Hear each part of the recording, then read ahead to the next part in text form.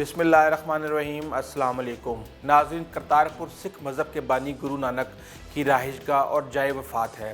گرو نانک نے اپنے 70 برس اور 4 ماہ کی زندگی میں دنیا بھر کا سفر کیا۔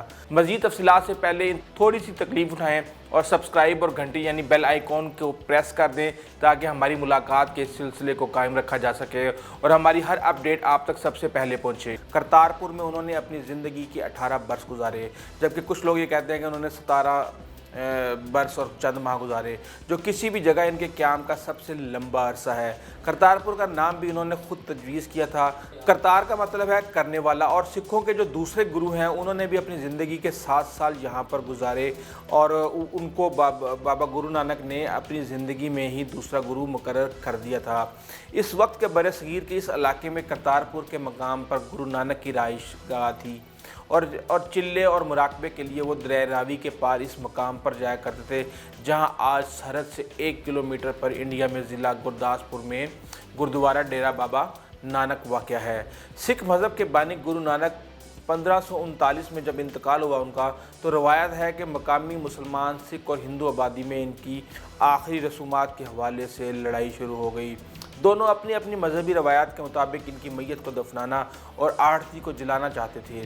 آگے کیا ہوا ہے اس پر مختلف آ رہے ہیں، مختلف لوگ مختلف باتیں کرتے ہیں، لیکن ان سب لوگوں کا جو جس بات پر اتفاق ہے وہ یہ ہے کہ بابا گرو نانک کی میت چادر کے نیچے سے ہی غائب ہو گئی اور اس کی جگہ مقامی افراد کو محض پھول پڑے ہوئے ملے۔ ان پھولوں کو 2 حصوں میں تقسیم کیا گیا۔ ایک حصہ مسلمانوں نے اپنی روایت کے مطابق دفنایا تو پاس ہی دوسرا ہندوؤں اور سکھوں نے اس کا جو بھی رسومات کرنی تھی اعتراض کیا۔ لگ بھگ اسی مقام پر آج گردوارہ دربار صاحب کرتارپور کی عمارت کھڑی ہے۔ یہ مقام سکھ برادری کے لیے مقدس ترین مقامات میں سے ایک ہے، تاہم دنیا میں بسنے والے تقریباً 3 کروڑ سکھوں کی اکثریت گزشتہ 71 برس سے اس کی زیارت سے محروم ہے۔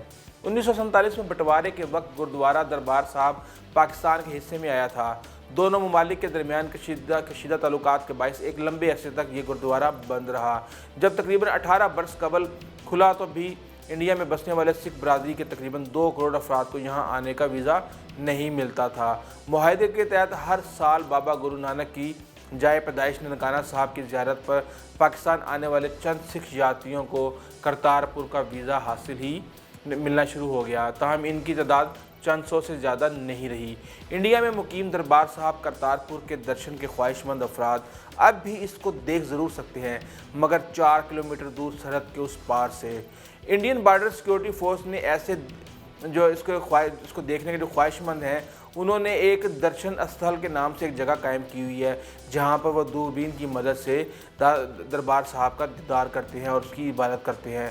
کسی کو اندازہ نہیں تھا کہ گزشتہ اگست میں وزیر اعظم عمران خان کی حلف برداری کے موقع پر پاکستان کی آرمی کے سربراہ جنرل باجوہ اور انڈین سیاستدان اور سابق کرکٹر نوجوت سنگھ سدھو کا ہاتھ ملانا اور ایک دوسرے کو گلے ملنا سرحد کے اطراف بسنے والے ہزاروں سکھ عقیدت مندوں کی تقدیر بدل دے گا۔ 28 نومبر 2018 کو پاکستان کے وزیر اعظم عمران خان نے کرتارپور راہداری کے کام کا افتتاح کیا۔ سکھ مذہب کے ماننے والوں کے ہاں یہ درگاہ مقدس ترین جگہوں میں سے ایک ہے۔ گردوارے کے مرکزی اور تاریخی سفید ڈھانچے کو بھی مرمت کیا گیا ہے اور اس کی قدیم شان و شوکت کو بحال کیا گیا ہے۔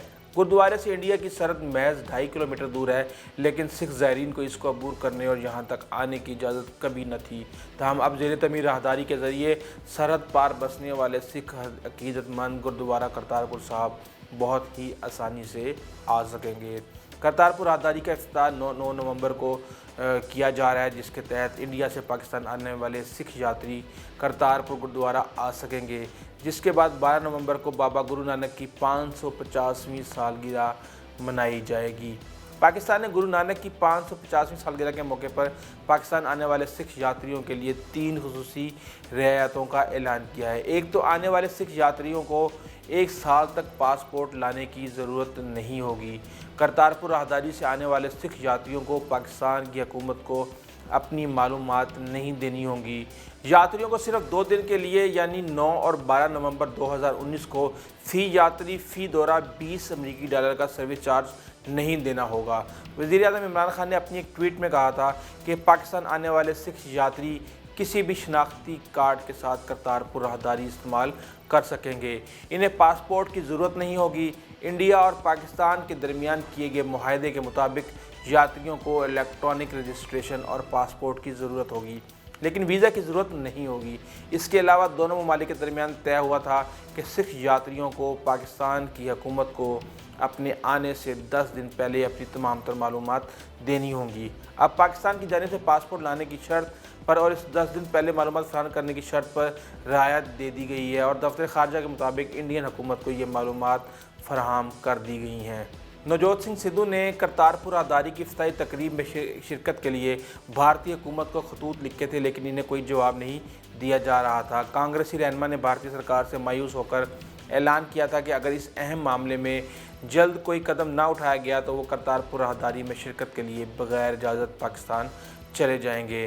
सिद्धू ने करतारपुर राहदारी के इफ्ताह पर तीसरी बार भारतीय हुकूमत और वजारत खारजा को ख़त लिखते हुए कहा था कि अगर अब भी जवाब ना आया तो मैं मजबूरन पाकिस्तान चला जाऊंगा। ज़ियारत के लिए आने वाले सिखों के खैर मकदम के लिए पाकिस्तानी हुकूमत की जानिब से एक वीडियो भी जारी की गई है और उससे पहले नवजोत सिंह सिद्धू को इजाज़त दे दी गई है कि वो पाकिस्तान आएँ और वो अब पाकिस्तान आएंगे इफ्तिताह के ऊपर। पाकिस्तान ने जो वीडियो रिलीज़ किया इसके ऊपर बहुत ज़्यादा तनकीद की जा रही है और इस वीडियो में इंडियन पंजाब में सिखों की खालिस्तान लहद की पसंद तहरीक के चंद ऐसे रहनुमाओं की तस्वीर दिखाई गई हैं जो 1984 में अमृतसर के गोल्डन टेम्पल में ऑपरेशन ब्लू स्टार के अंदर इंडियन फ़ौज के हाथों मारे गए थे और ये वो इल्ज़ाम लगा रहे हैं कि कहीं पाकिस्तान दोबारा खालिस्तान का ग्राउंड तैयार कर रहा है और साफ़ कर रहा है। जाने से पहले इंतहाई माजरत के साथ थोड़ी सी तकलीफ उठाएं, सब्सक्राइब और घंटी यानी बेल आइकॉन का बटन दबा दें ताकि हमारी मुलाकात के सिलसिले को कायम रखा जा सके और हमारी हर अपडेट आप तक सबसे पहले पहुंचे। अपना अपने घर वालों, रिश्तेदारों, दोस्तों का ख़ास ख्याल रखिएगा। आइंदा तक के लिए इजाज़त दीजिए। अल्लाह हाफिज़।